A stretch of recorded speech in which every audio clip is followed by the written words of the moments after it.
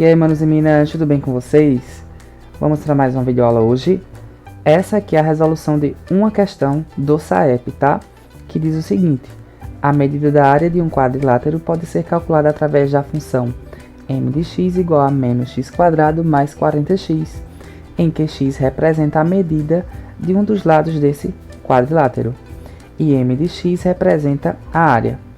Qual será a medida máxima da área desse quadrilátero? Vê só, nós temos um probleminha aqui com função do segundo grau. E toda vez que um probleminha tiver uma função do segundo grau e falar em medida máxima ou medida mínima, nós precisamos lembrar de um camarada que nos ajuda a entender o que seria ponto máximo e o que seria ponto mínimo, que é justamente o vértice da parábola. Se aqui eu tenho uma função do segundo grau, significa que quando nós colocarmos no gráfico, essa função terá como característica principal uma parábola, vocês concordam? E essa aqui é concavidade para baixo justamente porque o valor de A é negativo, né? Isso nós vimos em vídeos anteriores. Mas, professor, o que isso tem a ver em calcular a medida máxima da área de um quadrilátero? Nós precisamos prestar atenção no seguinte: nesse eixo horizontal nós temos os valores de x, que nesse caso aqui é a medida do lado do quadrilátero. E esse eixo y será sempre a função que depende de x.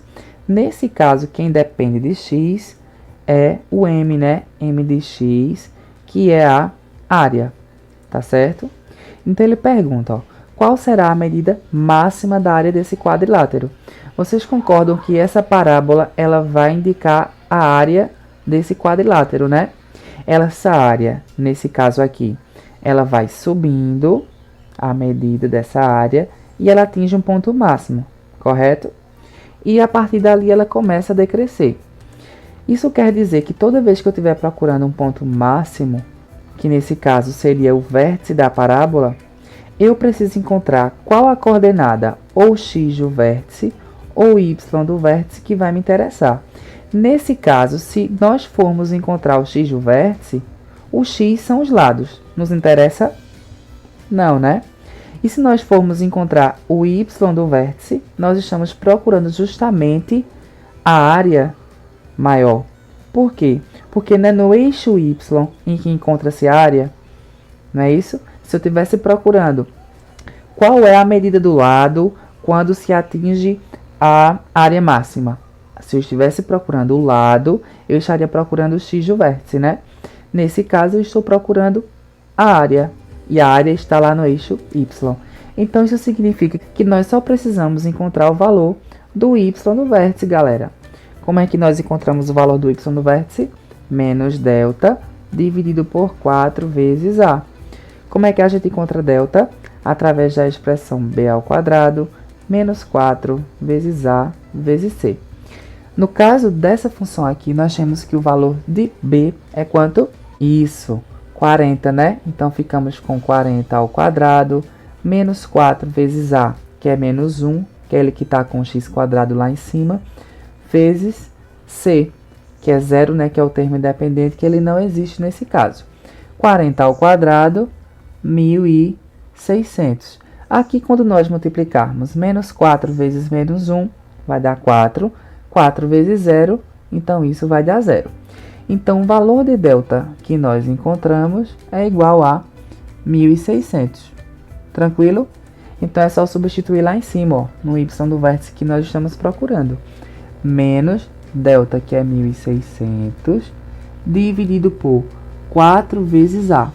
O a é quanto? Olha lá para a função, galerinha. Quem é que está do lado do x²? Menos 1, né?